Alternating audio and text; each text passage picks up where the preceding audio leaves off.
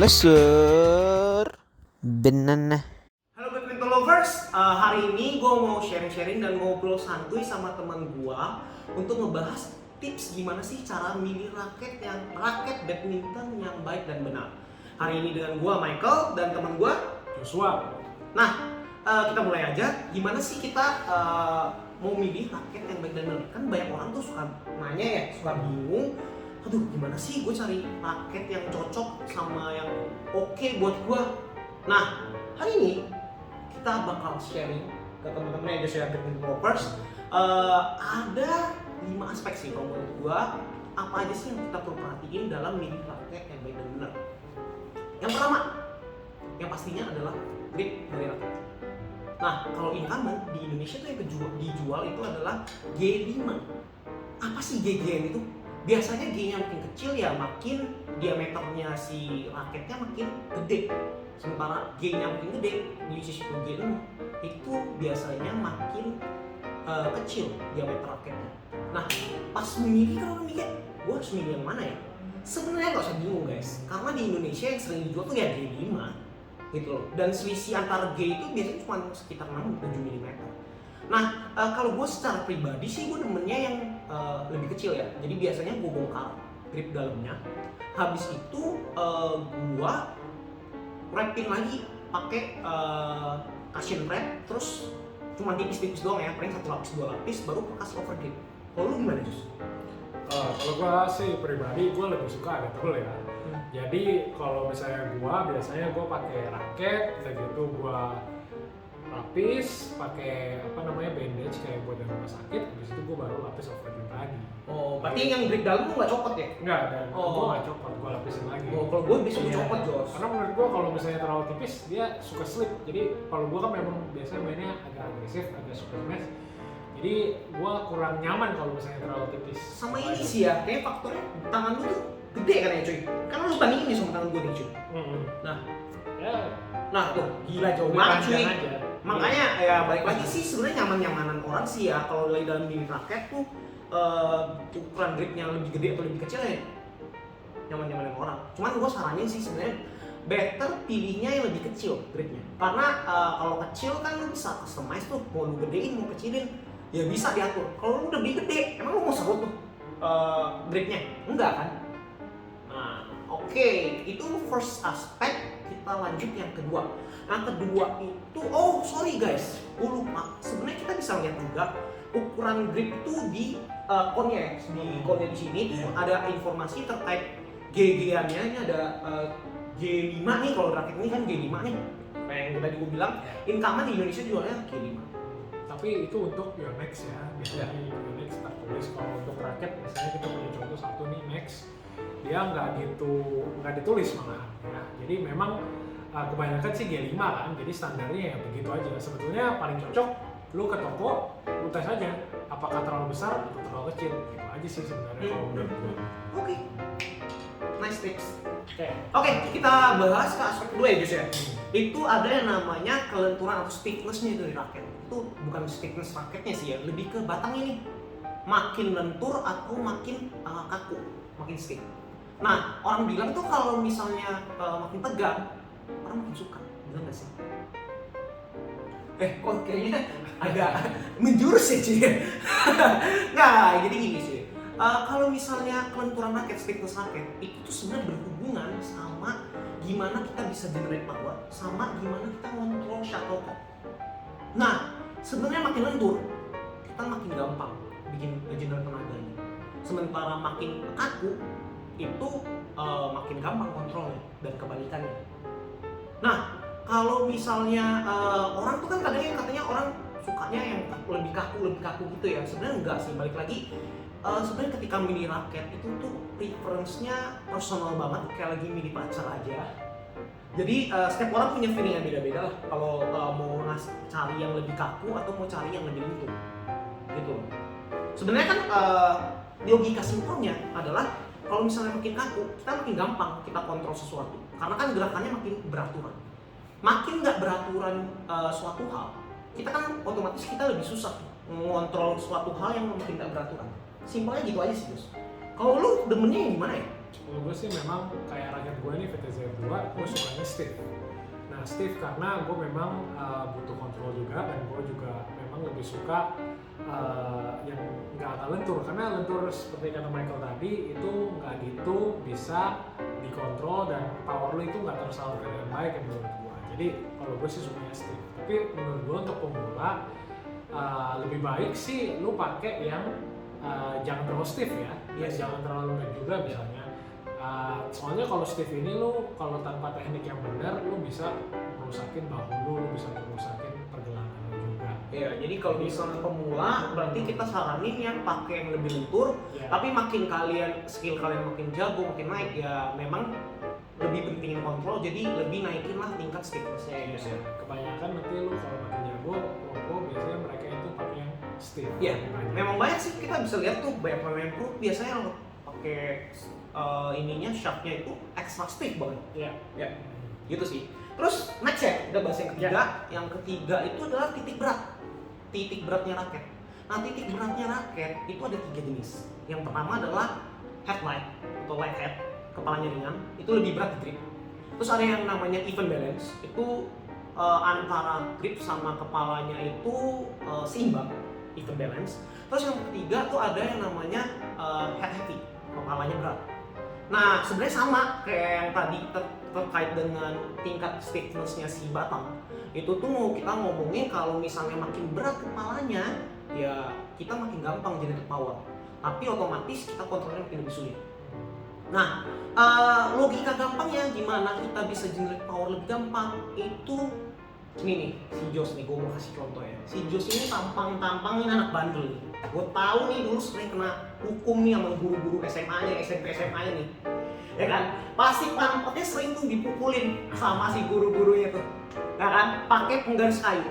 Nah, logika gampangnya, waktu penggaris kayu itu cuma 1 kilo, sama ada penggaris kayu 3 kilo, pantat si Jos pas dipukul pasti lebih sakit pas yang dipukul sama penggaris 3 kilo. Ya kan Jos?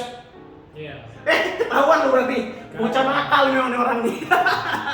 Tapi gini, balik lagi, suka yang kepalanya ringan atau yang seimbang ataupun yang kepalanya ringan atau kepala berat, itu benar lagi balik lagi preference ya. Gua pernah lihat ya temen gua, ada kalau tadi kan secara teori kita bilang makin berat kepala kita makin gampang kan bikin generate power. Tapi gua ada lihat temen gua, dia pakai yang kepala berat justru nggak bisa hasilin tenaganya. Balik lagi ke teknik step orang, preference step orang. Kalau lu gimana sih Jos? Kalau menurut gue sih, gue lebih suka head heavy ya, karena memang gue agresif smash dan memang head heavy itu diperuntukkan untuk orang yang suka smash. Dan tapi kembali lagi sih ke playstyle lu. Kalau misalnya memang lu sukanya yang head heavy, lu sukanya yang tengah beratnya atau sukanya yang ini, tergantung sih. Memang keuntungannya kalau head heavy secara teori adalah smash-nya lebih kencang, kan tenaga lu lebih tersalurkan dengan baik. Tapi teorinya kalau lu tengah atau misalnya ini, defense lu lebih bagus karena gerakan lu lebih cepat. Jadi kembali ke lu aja. Dan memang untuk pemula itu ya sebetulnya terserah lu mau main yang gimana. Yang penting sih lu Nyaman, konsisten. Terus juga nyaman. Lu konsisten terus pakai raket. Iya. Terus juga biasanya tuh kalau misalnya, kalau gue lihat ya orang Indo tuh biasanya demennya mainnya double ya. Nah jadinya sebenarnya lebih saranin raket yang kepalanya ringan, karena kan biasa main double itu kan pace-nya cepet tuh. Nah otomatis butuh raket yang lebih liman, lebih enak di manuvernya, set gitu kan.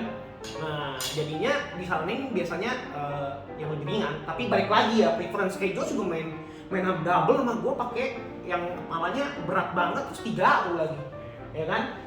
Nah habis itu selain kita bahas titik berat, kita bahas ke poin keempat, yaitu adalah tarikan senar. Nah, tarikan senar ini itu sebenarnya sama kayak di batang. Cuman ini baliknya di kepala raketnya aja. Makin tarikannya makin kencang atau makin lembek, ya kan? Biasanya kan kalian sering dengar tuh, tarikan tuh ada yang 21, 25, 27, ada yang 32, ya kan? 33. Nah, itu apa sih? Oh, oke. Agak cuy. Itu tuh lebih ke ya itu tarikannya, beban senarnya itu makin angkanya makin tinggi ya tarikannya makin kencang. Nah sama persis tuh kayak yang tadi kelenturan si batang ini, makin kencang tarikannya ya kontrolnya makin enak, tapi lu generate powernya makin susah. Nah kalau misalnya makin lembek ya makin gampang dengan power, tapi kontrolnya makin kacau gitu loh. Terus juga sebenarnya kita kan bisa lihat ya, balik lagi ke preference-nya orang. Kalau misalnya mau pakai tuh ditarikan berapa. Cuman kalian harus ingat ya guys ya, kita harus lihat lagi juga ada informasi di ikon ini terkait tarikan senar yang disarankan untuk raket yang kalian beli. Biasanya kayak gua nih, ini gua beli Yonex yang 88S ini 3U, dia tarikan paling gedenya 29 lbs. Nah, tarikan 29 itu sih yang disaranin. Ya. Tapi kalau misalnya kalian narik lebih, ya sebenarnya banyak ya komen pro, gue lihat tarikan 30 kan sama aja kan. Ini yang dianjurkan B29, cuman ya balik lagi ke resiko masing-masing gitu loh. Ya. Nah, kalau dari dulu gimana Jos? Kayaknya gue lihat ada tips nih, kok lu gatel udah nih mulutnya. Kalau gue sih sebetulnya untuk pemula gue saranin jangan terlalu kencang juga, karena kalau lu terlalu kencang dan teknik lu kurang bagus, kembali lu bisa ngerusak badan lu bisa ngerusak bahu lu, pergelangan lu segala macam. Jadi untuk pemula biasa orang mulai 25, 25 ya. Dan lu dari situ lu pelan-pelan naik kalau misalnya ini. Dan sebetulnya gampang aja sih tipsnya. Kalau misalnya lu lagi main, lu nge-lob, lu pakai misalnya 25 dan lu itu sering sekali out gitu, secara konsisten out terus. Nah mungkin itu alasannya karena senar lu terlalu lembek, jadi lu harus naikin sedikit.